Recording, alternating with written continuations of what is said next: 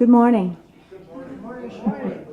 We have a few announcements before we get our service started this morning.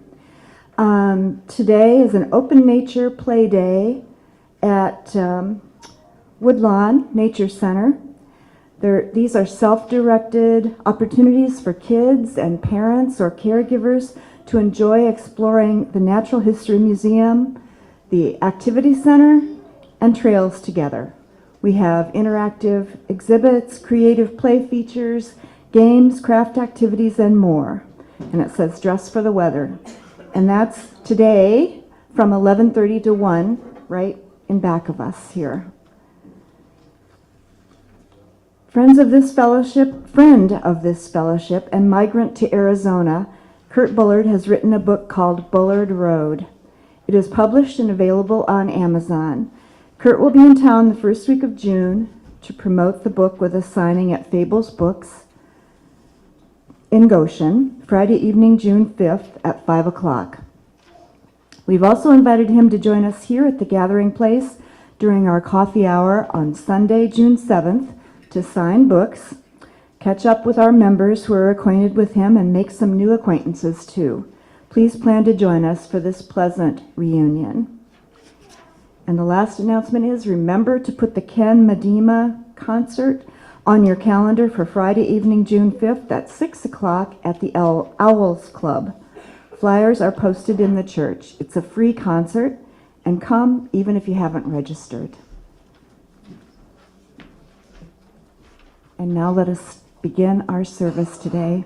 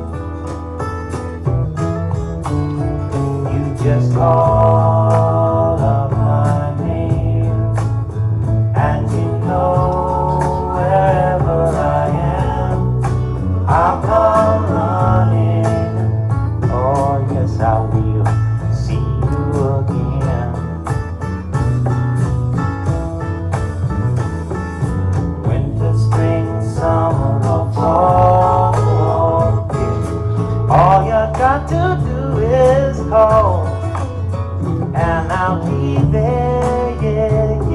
yeah.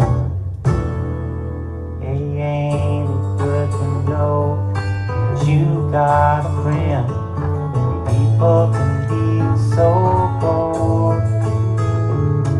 They'll hurt you and desert you. Well, they'll take your soul if you let them. Oh yeah, but don't you let them.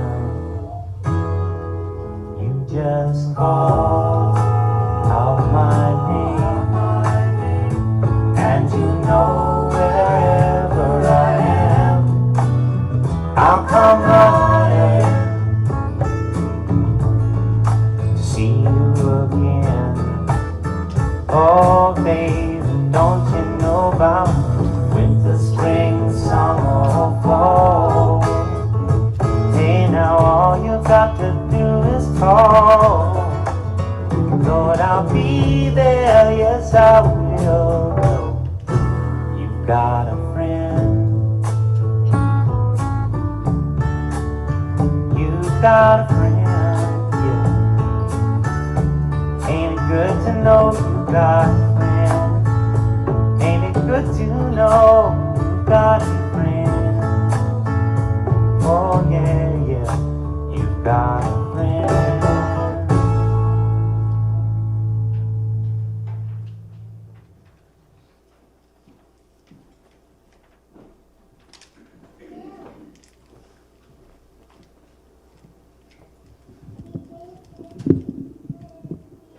Good morning. My name is John Dozel, and I'm a member of the Board of Trustees of the Unitarian Universalist Fellowship of Elkhart. Welcome to you all. Our mission is welcoming all, deepening spiritual understanding, growing together in community, and working for social justice. If you would like to learn more about this fellowship, please see anyone wearing a name badge with any questions you may have, or visit our website at uufe.org. You are welcome to join us after the service in the gathering place for coffee, refreshment, fellowship. For the listening pleasure of enjoyment of all, we ask that you set your phones to silent mode. If you need hearing support, please ask for help at the sound desk in the rear of the sanctuary. Thank you.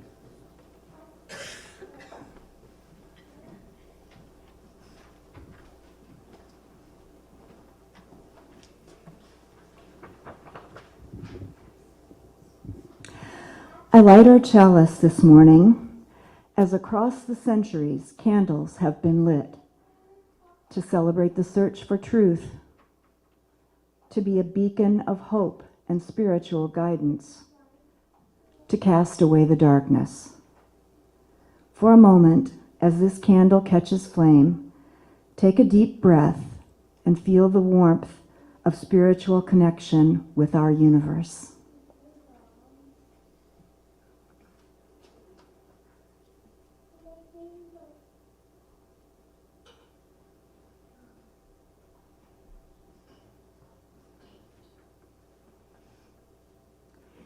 And now if you would join me in our unison covenant, it's printed in your order of service.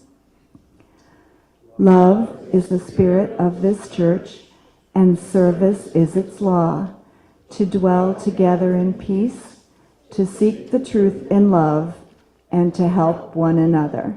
This is our covenant.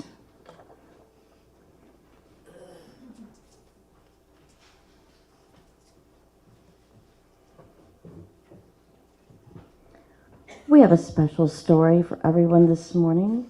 It's called The Kissing Hand by Audrey Penn. And there are three of us that are going to bring it to you this morning.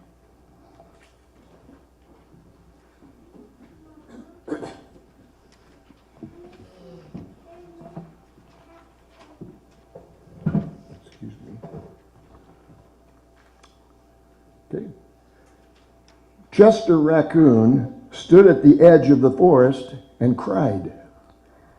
I don't want to go to school. I'm scared. I want to stay home with you. I want to play with my friends. I want to play with my toys and read my books and swing on my swings. Please, may I stay home with you? Mrs. Raccoon took Chester by the hand and nuzzled him in the ear.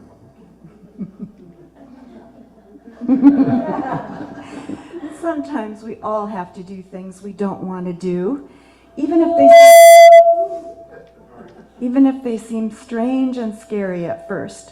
But you will love school once you start. You'll make new friends and play with new toys, read new books and swing on new swings.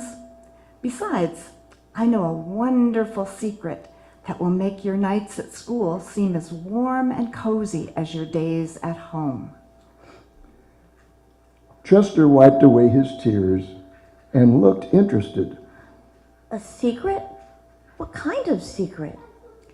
A very old secret. I learned it from my mother, and she learned it from hers. It's called the kissing hand. The kissing hand? What's that? I'll show you. Mrs. Raccoon took Chester's left hand and spread open his tiny fingers into a fan. Leaning forward, she kissed Chester right in the middle of his palm.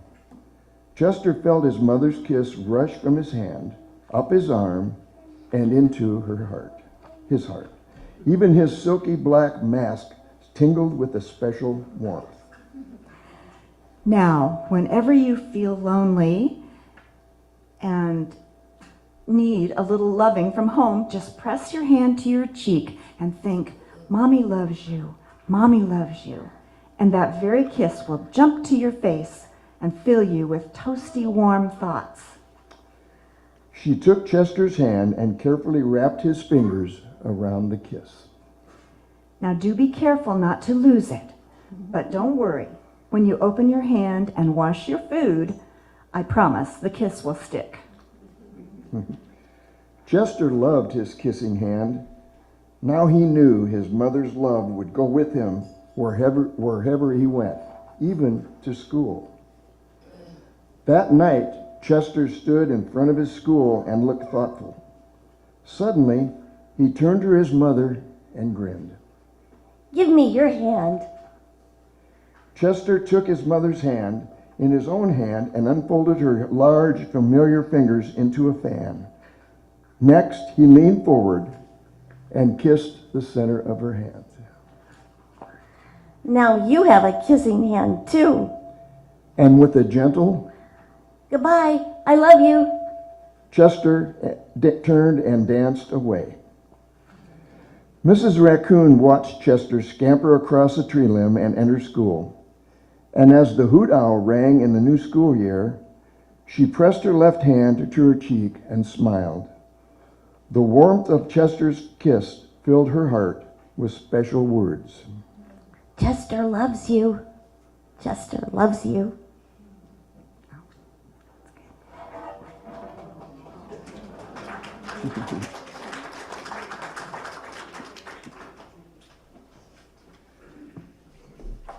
Now, if you'd all like to care to stand, if you're willing and able, let's sing our first hymn, number 1, May Nothing Evil Cross This Door.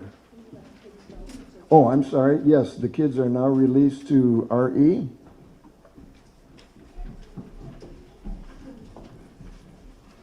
Thank you, Sherry.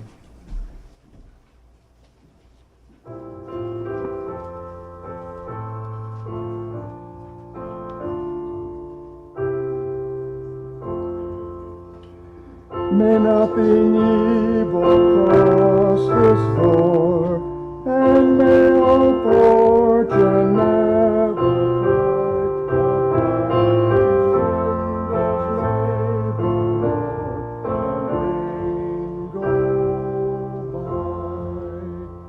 by faith make strong the rafter true, withstand the hastening of the storm.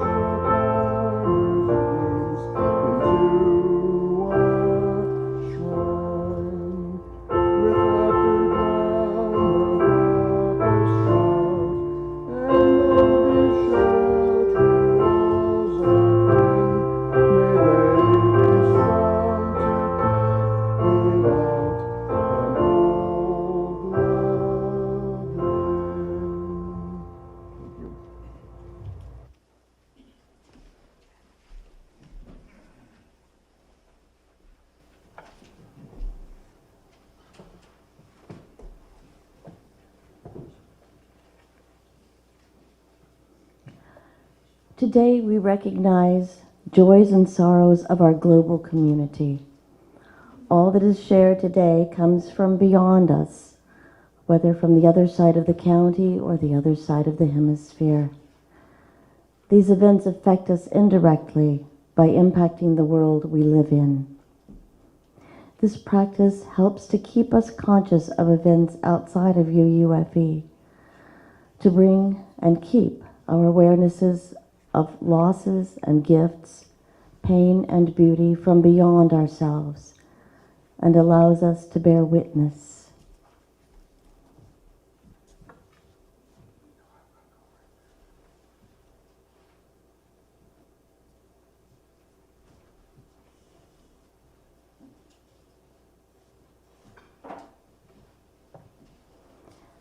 If you would like to share something, please raise your hand and I will bring you the mic. Briefly speak the event or situation you are calling to our attention and hold personal sharings for Third Sundays.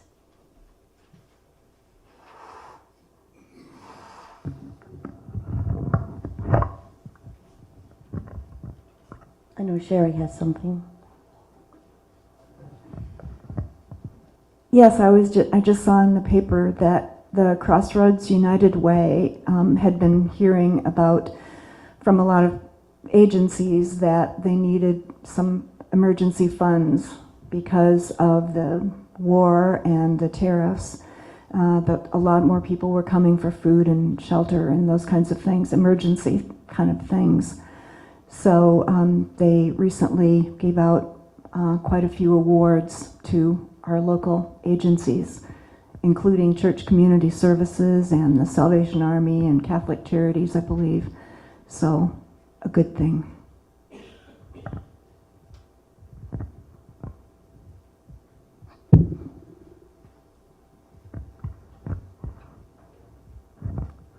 I want to remember the people of the Middle East and Ukraine who are living in danger under threat of constant war, and also the people of several countries in Central Africa who are dealing with an Ebola outbreak.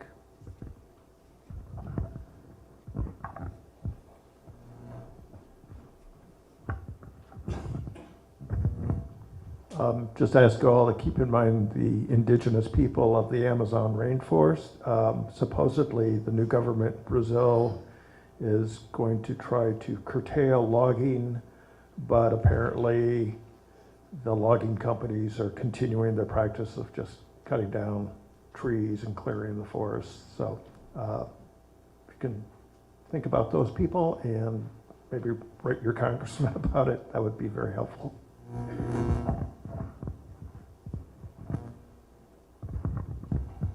And hearkening back to what Terry said, I knew a lot of people in the United States Agency for International Development, better known as USAID or USAID, and they were good people and they were motivated and they were excited about what they were doing and they were helping people everywhere. And now they're not. So just keep that in mind.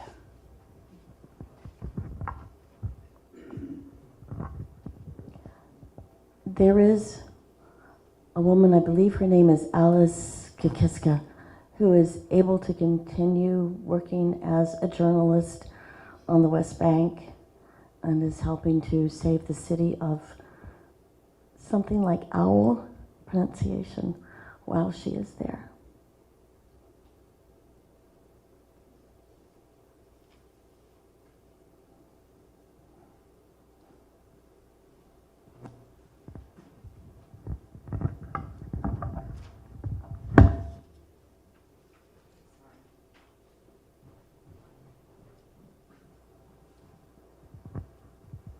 There was a shooting at a mosque in San Diego this week, and we need to think about those people. 3 lives were lost. One person actually prevented it from being, from more deaths and lost his life for that. But we need to think about hatred and intolerance and violence and pray that it goes away.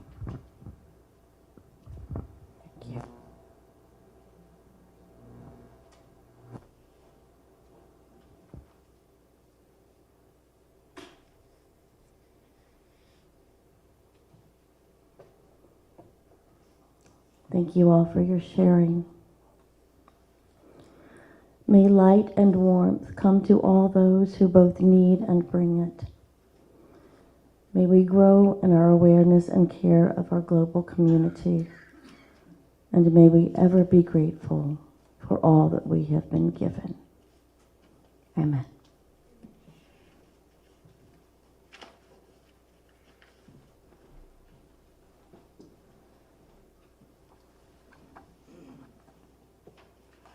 This morning we will share our offering with the Boys and Girls Club of Elkhart County.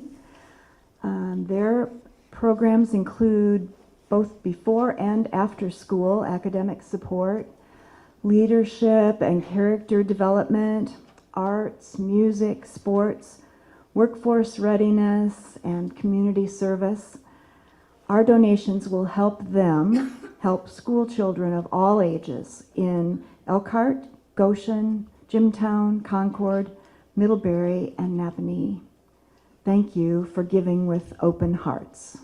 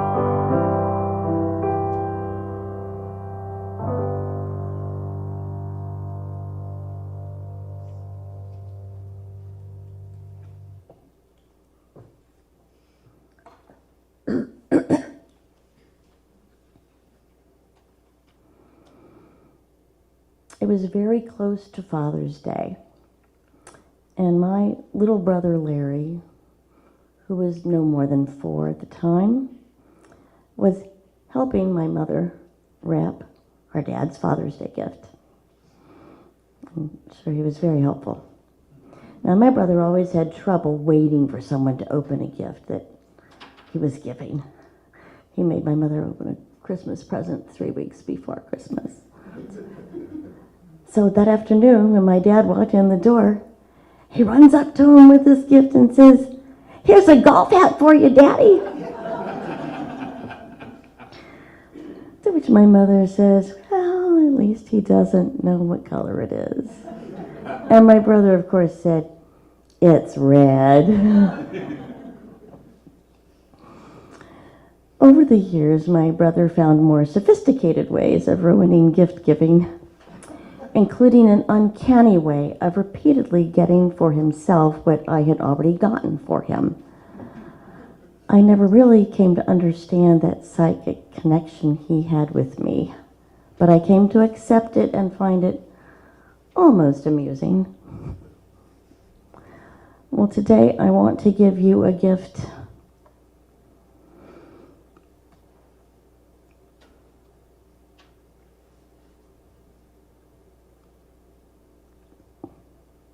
To this beloved community that is given to me beyond measure. And it's something you already have. You may not realize it, or you just may not realize what a powerful gift it is. And it may or may not be red. The reason I'm standing up here today is because I want to give you this gift, in addition to understanding the gift of fearlessness, because we are all feeling a strong need for this right now. First, a bit of background on the concept of the giving of fearlessness, and I know some of you are already familiar with this concept. In Buddhism, there are 3 types of giving: the giving of wealth, the giving of teaching, and the giving of fearlessness. The giving of wealth is offering food, clothing, shelter, and other material goods to those in need. The giving of teaching is sharing the Dharma, offering Buddhist teachings, wisdom, and beneficial guidance to help others find peace and understanding. The giving of fearlessness, or abhaya-dana, is acting in ways that protect, reassure, and comfort others, reducing their sense of unease, and thereby reducing the likelihood that they will worry or be afraid. This includes comforting words and actions, offering safety, support, protection, and nonviolence. It requires being able and willing to put ourselves in another's shoes long enough to gain understanding of what could cause the other fear or anxiety, and what might bring them comfort or guidance or lower the temperature of their fear. And just about the best go-to for a gift of fearlessness is an act of kindness. But before we go farther, let's talk a little bit about fear. Fear is a generally antagonizing emotion, and it is an emotion of the future. We cannot have fear about something that has already happened or something that is happening at the moment. We can be angry or sad or disgusted, for example, but we cannot be afraid. We can only be afraid of something that has not happened yet. Now, there may be information or events or history that help us consider how likely a future event may be. But fear can only relate to something that has not yet happened. It is an anticipatory emotion. Interestingly, another anticipatory emotion is hope. So we understand that fear is an emotion of the future, which implies that the more we are in the present, the less possible it is to be afraid. The state of fear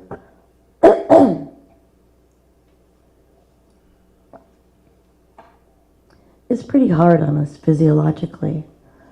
This will pass. When we are afraid too often or for too long a period of time, it wears our body down. It raises our blood pressure. It assaults our sympathetic nervous system by pumping unhealthy amounts of the hormone cortisol into us. It keeps us on constant alert and limits our mental functioning by triggering the amygdala in our brains, which is about that big. This area is the brain's alarm system. It's very powerful. And if that alarm system has been triggered, we focus on the perceived threat and begin to perceive more of everything else as a danger.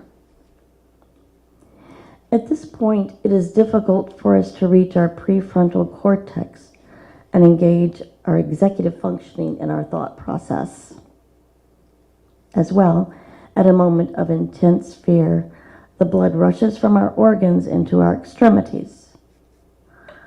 So instead of using our heart, mind, gut, etc. to perceive, analyzing, and making choices, we are essentially doing it with our hands and feet. This is the time when we are likely to go into fight, flight, freeze, or fawn. Fawning is newer on the psychological horizon, and I won't go into it now, but assuredly it's triggered by fear. Now, this is fine and good when there is real and ready danger. But again, the problem occurs when fear is triggered too frequently, inappropriately, and or for too long. I've often said that fear may be a constant companion, but it makes a very poor leader. Think about it. When has fear kept you from asking out that person because you're afraid of being turned down and how lousy that would feel? When might fear have stepped in the way of you applying for a job or asking for that raise? When have you avoided trying something new because you were afraid of failing? When has fear stopped us all from speaking up when something really needed to be said? How infinitely better if we all could respond with less fear. Less fear inciting us, directing us, driving our choices.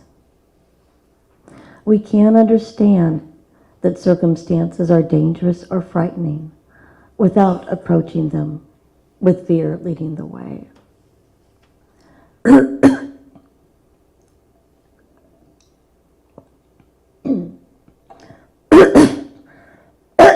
I might need another glass of water. So I posit that operating from a frequent or even consistent state of fear, that is, developing perceptions, making choices, offering interpretations through a lens of fear, leads us to live a less productive, somewhat distorted, and much more uncomfortable life. On the other hand, giving, receiving, or even witnessing an act of kindness, which is the simplest gift of fearlessness, reduces levels of cortisol, increases a release of dopamine, part of the brain's reward system, increases a release of serotonin for an overall sense of well-being, and reduces pain and inflammation. Thank you for that act of kindness, Sherry. It strengthens the brain's neural pathways for compassion. If you'd like to learn more about this, you can consult The Science of Kindness, research done at Cedars-Sinai, and I'd be happy to tell you about that afterwards. Fear is one of the two most powerful motivators. The other is love. Now, I don't want to suggest that the goal is to live completely without fear, to never have any fear at all about anything. Fear exists because we need it. It has survival value. And if someone or something has made serious threats to our well-being, we need to feel a sense of fear in order to begin to take appropriate steps to protect ourselves. If we step out into the road and an 18-wheeler comes barreling around the corner, we need to have fear, which at that point should be pretty reflexive, in order to get the heck out of the way. So please understand me. I'm not saying that the goal is to keep each other from ever being afraid of anything again.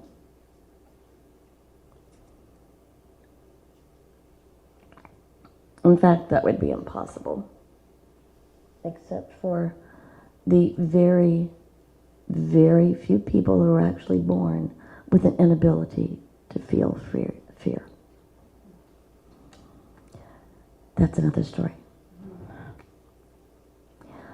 We live in a world that is rife with frightening things, frightening people, frightening events, frightening discriminations, frightening trends, frightening lack of availability of resources, etc., etc., etc.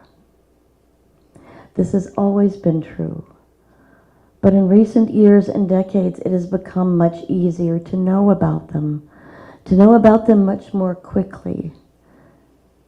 And it seems to me it is happening much more often. We cannot remove all that is frightening, of course not. But reducing the fear about some things can make it more possible for us to respond more effectively. So in a way, we are talking about fearlessness. Simply fearing less. I believe that fearing less makes it possible for us to respond more readily with courage or bravery to other things. And to be clear, I consider courage and bravery to be the same thing, and they are not having no fear. I think most of us understand this. We are brave or courageous when we are feeling fear and are able to take right action even in the face of that fear. And we greatly benefit from each other in helping us to do that, in order both to reduce the level of fear and respond effectively, which is where the gift of fearlessness comes in. Giving fearlessness is often quite easy, and I suspect most of you are doing it every day. It requires attention, but not hypervigilance.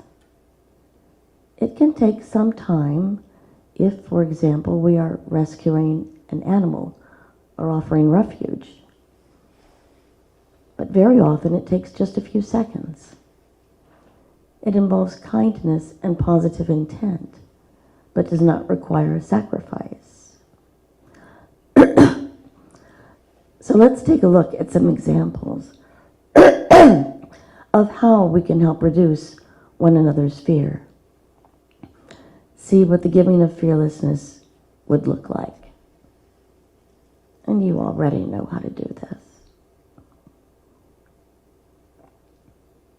Say we're at the checkout counter, and a harried cashier in training is having a difficult time, needing frequent correction and direction from her trainer, and is afraid for her job and may be afraid of looking foolish.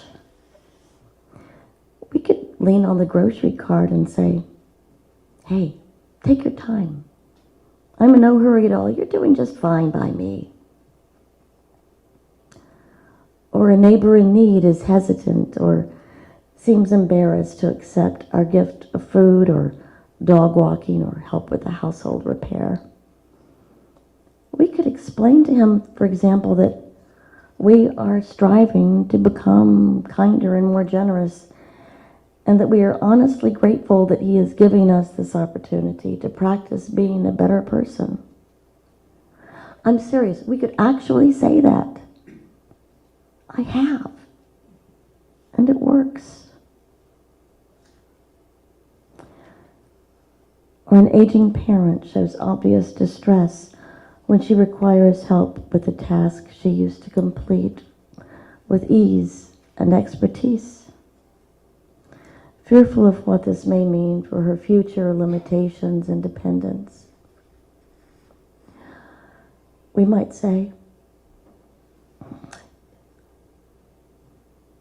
you know, the only reason I know how to do this is because you taught me so well. I am happy to show you how well I learned this from you. This is not likely to eliminate her fear, but it can certainly reduce it. Think about what may have helped to put you at ease if you have stepped outside your comfort zone, risked being vulnerable, or fallen short of the mark. What preceded your muscles relaxing a bit or your breathing calming down? Maybe someone has said, what can I do to help? That's a good idea. I've got your back. Don't such statements help us feel at least a bit more comfortable or confident? We can consciously choose to say things to others like these, and what you're saying makes sense to me. We can fix that. I've seen you do this successfully before. I know you can do it now. No big deal. If that's the worst thing that happens this week, we're doing just fine. Come visit our church. We're a welcoming congregation. I hear you. I'm sorry. And if someone else makes a mistake, we can say, thank you. I'm so glad to know I'm not the only one who makes this kind of mistake.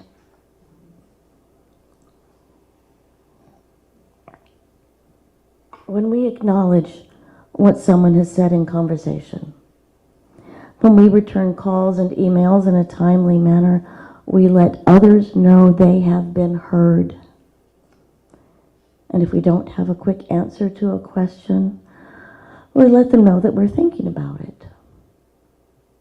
When people know that they are seen and heard, there is less room in their minds for fear and doubt to take root.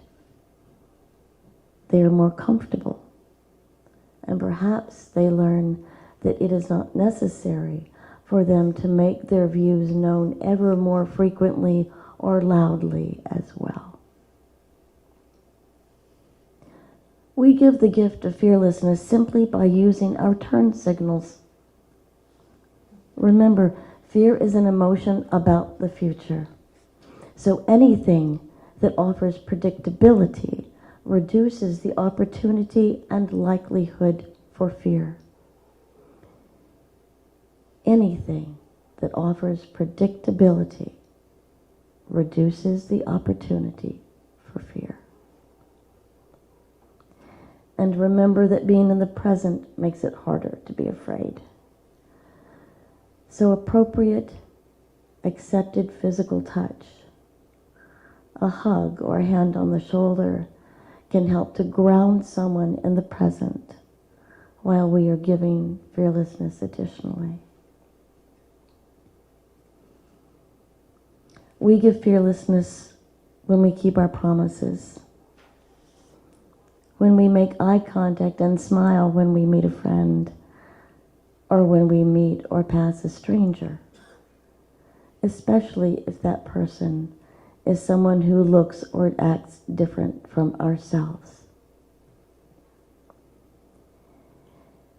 Every single act of kindness or respect reduces the possible sense of threat and gives fearlessness.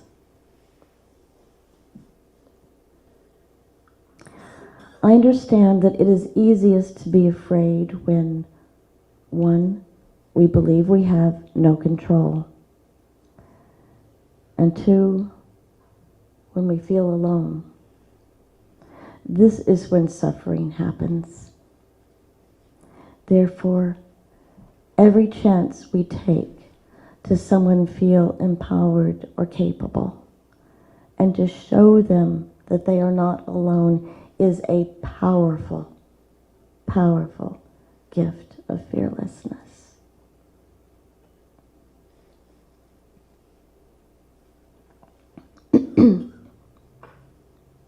We all know the dangers in our country and in our world right now.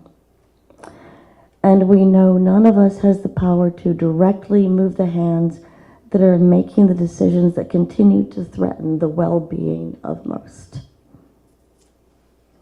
But here's the gift I want to give you that you already have.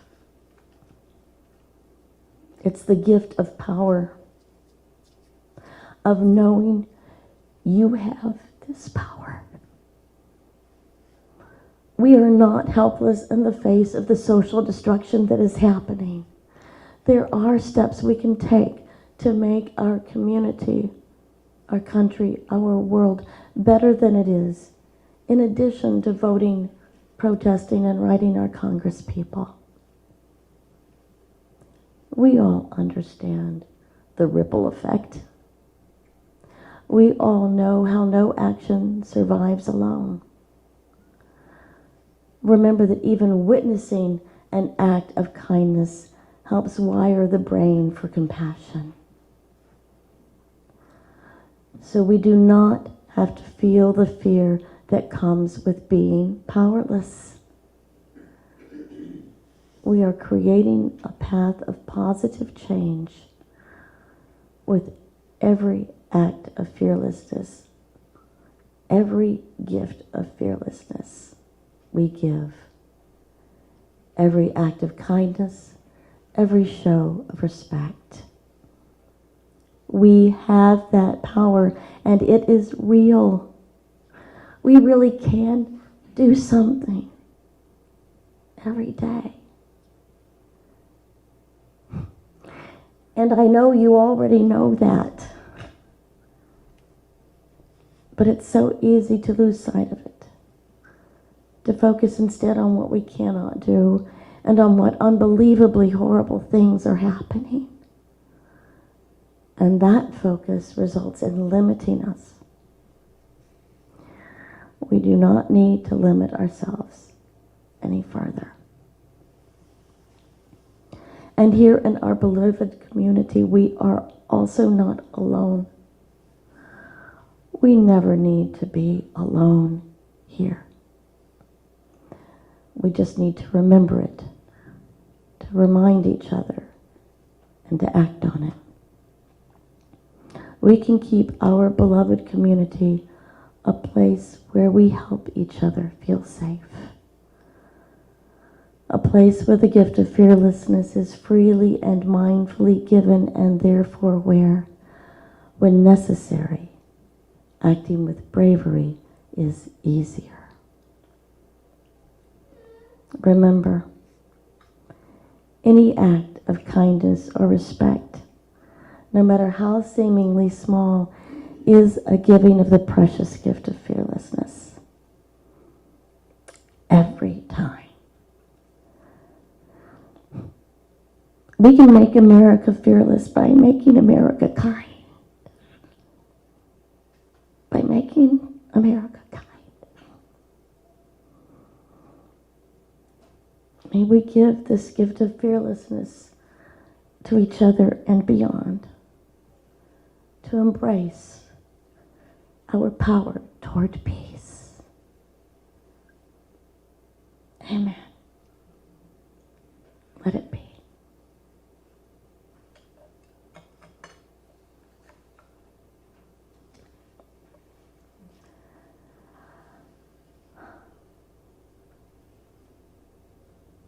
because I want you to be able to hear the postlude today, and because we have a lovely last hymn. Well, I don't think I'll take any comments or questions right now. And I will invite Carl up, who's going to play and lead us in Lean on Me, which is 1021 in the teal hymnal.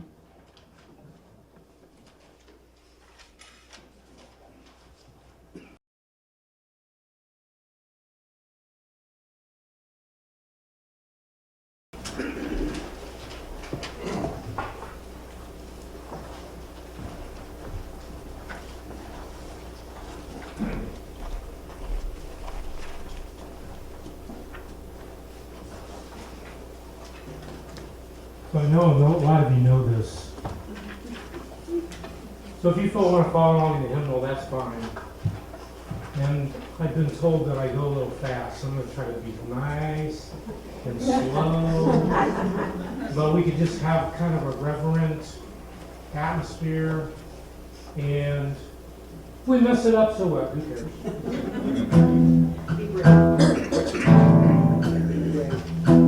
cares?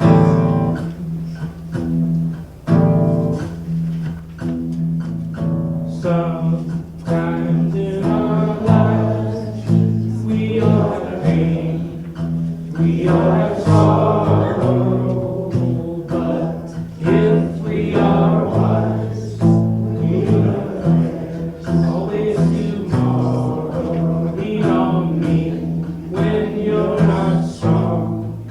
I'll be your friend, I'll help you carry on, for it won't be long till I'm gonna need someone to lean on. Just call.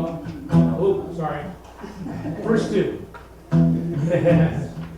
Please swallow your pride. I have things you need to borrow, for no one can fill all of your needs that you won't measure. Just call on me, brother. You need a hand.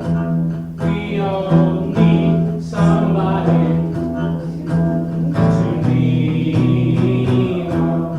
I just might have a problem, but you understand. We all need somebody to lean on. Just call on me, brother. You need a hand. We all need somebody to lean on. I just might have a problem, but you understand. We all need somebody to lean on. If there is a load you have to carry that you can't carry, right up the road, I'll share your load. Just call me, lean on me when you're not strong.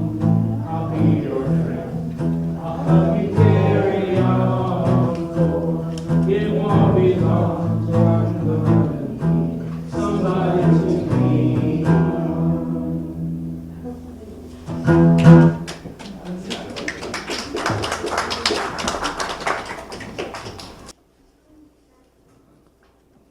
Please join me in the chalice extinguishing, which is in your order of service.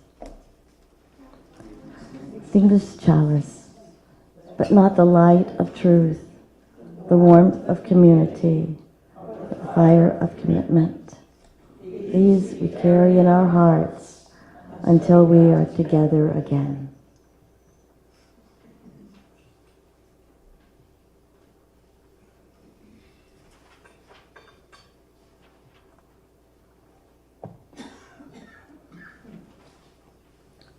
Our postlude will be new to a lot of you. It's by Jenna Stanfield, who refers to her kind of music as heavy mental. And I hope you'll stay to listen to that. But if you need to leave please do so quietly. Our benediction is from Wayne Arneson. Take courage, friends. The way is often hard. The path is never clear, and the stakes are very high. But deep down, there is another truth. You are not alone.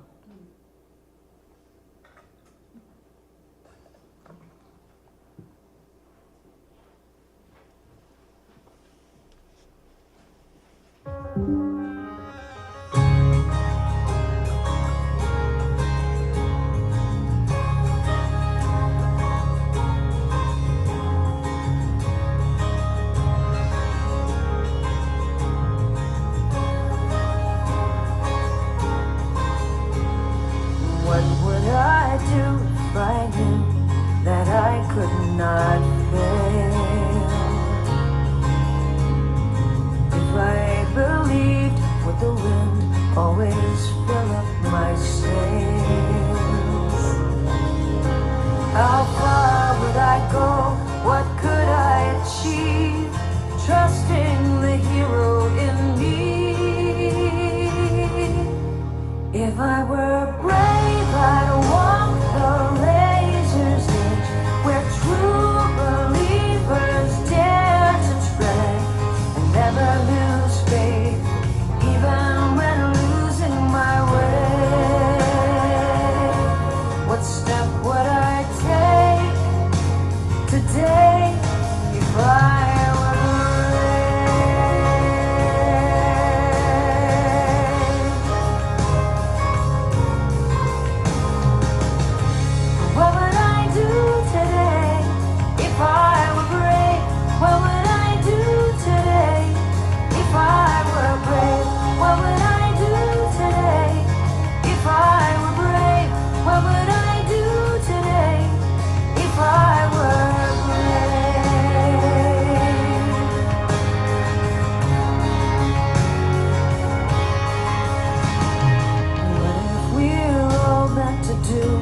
what we secretly dream? What would you ask if you knew you could have anything? Like the mighty oak sleeps in the heart of a seed, are there miracles in you and me? You know there are. If I were brave, I'd walk the razor's edge, where true believers dare to tread and never lose faith, even when losing my way. What step would I take today if I